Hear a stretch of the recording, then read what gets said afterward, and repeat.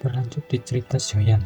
Pada malam harinya, Xiaoyan memulai fokus berlatih sebuah teknik jejak tangan spiritual yang diam-diam dia pelajari dari Zhao Ying. Xiaoyan tidak menyangka bahwa Aula Pil memiliki teknik jiwa yang begitu kuat. Namun, tepat ketika itu tiba-tiba datang sebuah sosok bawahan istana jiwa yang membuat seluruh udara sekitar menjadi keruh, bercampur dengan kabut hitam yang begitu mengerikan. Sosok yang datang kali ini tidak lain dan juga tidak bukan, ternyata adalah musuh bebuyutan Yolou di masa lalu, yaitu yang bernama Olmugu. Suara menakutkan lantas terdengar di hadapan Xiaoyan, mengatakan, "Kau memang layak menjadi murid dari orang tua itu. Bakatmu cukuplah menjanjikan." Kedatangan Mugu kali ini ternyata ingin merebut secara paksa api surgawi dingin tulang yang telah diwariskan Yolou kepadanya. Setelah mengatakan itu, dia kemudian merilis sebuah api biru tua melonjak bangkit dari tubuhnya. Dan ternyata itu adalah api surgawi yang dinamakan api hati laut. Seketika jantung api yang berada di tubuh Xiaoyan memancarkan sebuah fluktuasi yang tidak biasa saat melakukan kontak dengan nyala api biru tua yang berada di hadapannya. Tetapi, bagaimana mungkin Xiaoyan lupa bahwa api biru tua itu adalah milik Han Peng? Mugu mengatakan, "Penglihatanmu tidaklah buruk. Aku tahu bahwa di dalam tubuhmu kau memiliki lebih dari api surgawi. Namun sayang, kedatanganku bukanlah untuk menangkapmu dan menyeretmu ke istana jiwa, dikarenakan hal tersebut bukanlah tugas untukku. Tujuan utamaku hanyalah ingin mendapatkan api dingin tulang serta metode Qi yang kau latih. Sebuah metode yang memungkinkan esensi semua api surgawi bisa digabungkan menjadi satu." Setelah mengatakan itu, niat membunuh tiba-tiba melonjak dalam pandangan wajah Xiaoyan. Dia tentu tahu bahwa mantra api merupakan salah satu metode yang dari dulu sampai sekarang merupakan teknik yang dia gunakan untuk meningkatkan kekuatannya. Karenanya, siapapun yang berani merebutnya secara paksa, maka wajib untuk dimusnahkan. Xiaoyan juga memperingatkan Olmugu untuk berpikir 2 kali sebelum bertindak di wilayah yang ditempati adalah kota Pil Suci. Mugu mengatakan, "Metode Qi itu adalah sesuatu yang kudapatkan lebih dulu. Namun Yu Chen melakukan tindakan keji untuk merebutnya. Karenanya, kedatanganku hanyalah ingin mengambil apa yang seharusnya menjadi milikku. Di sisi lain, aku juga tahu tempat ini dijaga oleh 2 ahli Dozun. Namun aku telah menggunakan sebuah keterampilan penguncian jiwa di halaman kecil depan. Karenanya, mereka tidak akan menemukan jejak apapun dalam jangka beberapa waktu. Jika kau bijaksana, serahkan metode mantra api itu kepadaku sekarang juga. Dengan begitu, aku pun bisa mengampuni nyawamu." Xiaoyan yang tertawa dingin dengan kalimat penolakan, sebelum pada akhirnya dia kemudian menghancurkan dinding penghalang di depannya. Pertarungan tidak bisa dihindari. Mugu melepaskan sebuah teknik yang bernama jaring penahan laut. Xiaoyan juga ikut mengumpulkan esensi kekuatan dari api surgawi miliknya, sehingga bentrokan kedua jenis api lantas meletus dengan keras.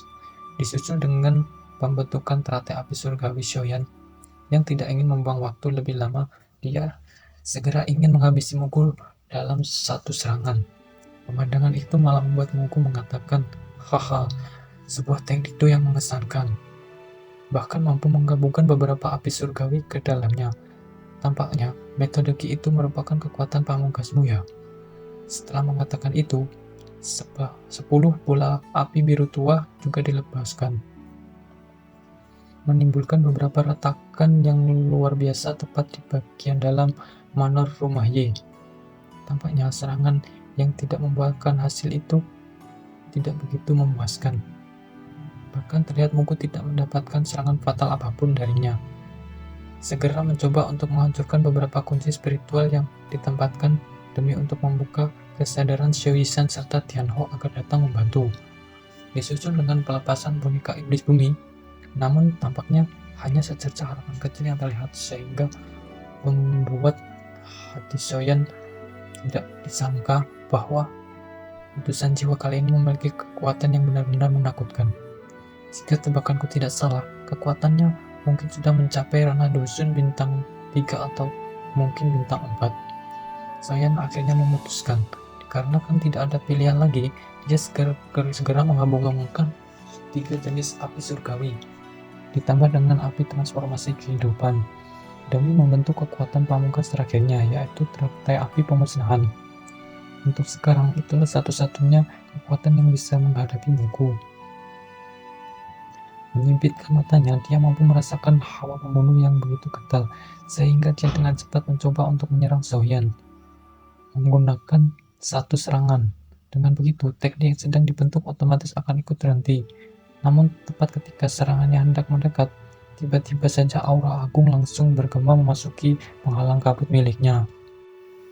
Dinding spiritual buku dihancurkan berkeping-keping, sembari terdengarlah suara menegaskan, wilayah Menarabil bukanlah wilayah yang diperuntukkan untuk orang istana jiwa sepertimu. Dan ya, ternyata yang datang kali ini adalah tetua agung Menarabil, yaitu Xuan Gongzi. Kedatangan tetua Xuan Gongzi bahkan membuat Xiaoyan seketika terdiam. Semua aura spiritual yang mengunci tubuhnya langsung dilepaskan, sehingga Xiao Yixian bergegas masuk sembari menanyakan tentang bagaimanakah kondisi Xiaoyan. Apakah dirinya baik-baik saja? Tianhui juga merasa sangat heran, entah teknik apa yang digunakan oleh orang istana jiwa tersebut, sampai bahkan dia mampu mengunci ruang tak terlihat. Padahal jika dia ingin menyamakan, kekuatan Tianhui juga berada di ranah Dosun, yang sama sepertinya.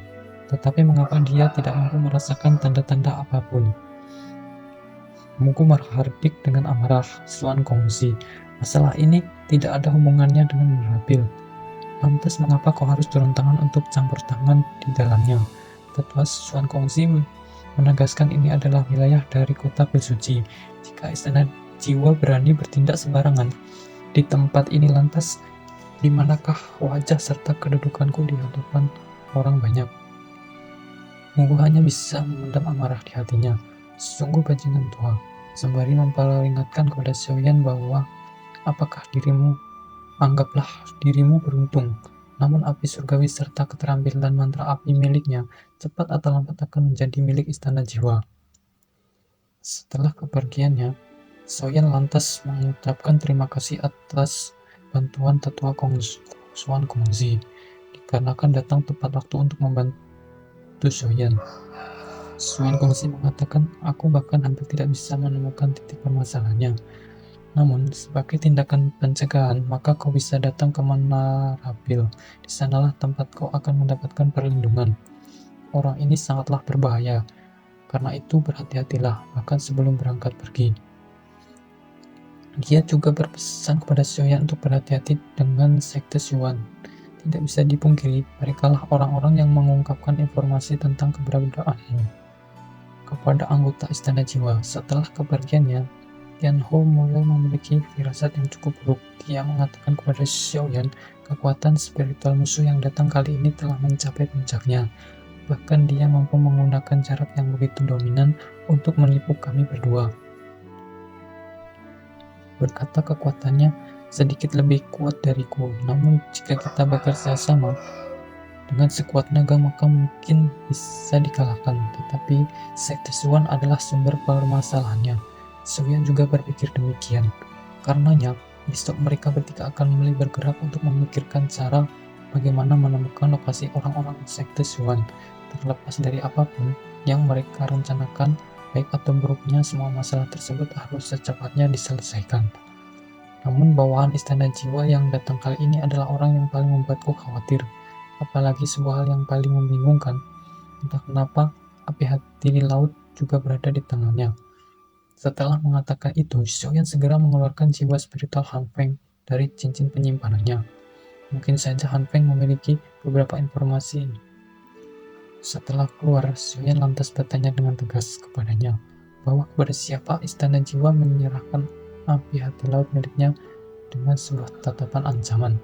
Han Feng tidak memiliki daya apapun untuk melawan, sehingga dia pun membuka mulut bahwa orang yang mengambil api hati laut merupakan sesepuh terhormat dari istana jiwa.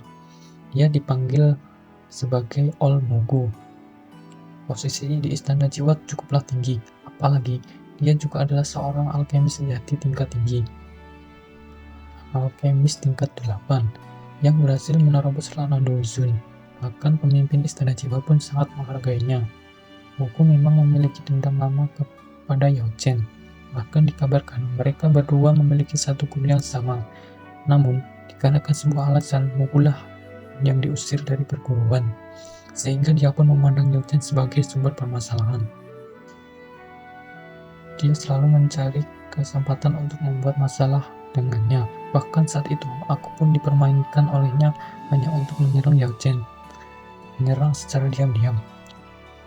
Dia melakukannya untuk mencuri mantra api miliknya. Mendengarkan itu, Xiaoyan kaget bukan kepalang. Tidak disangka, bajingan itulah pelaku utama sebenarnya. Tak kenapa gurunya tidak pernah menyebutkan masalah itu kepadanya. Tampaknya, orang itu tidak akan menyerah begitu saja. Dia pasti akan datang kembali untuk mendapatkan apa yang dia inginkan.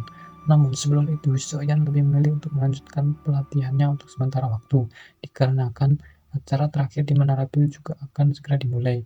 Rencana penuntasan adalah masuk ke bagian 10 besar demi mendapatkan api 3000 pembakaran. Dengan adanya kekuatan tersebut, maka tidak ada yang perlu ditakutkan lagi dari Mugu. Di sisi lain, Xiaoyan juga ingin segera bergerak untuk mengumpulkan beberapa informasi yang berkaitan dengan Sekte Swan. Tugas tersebut akan diberikan kepada Tetua Zezong.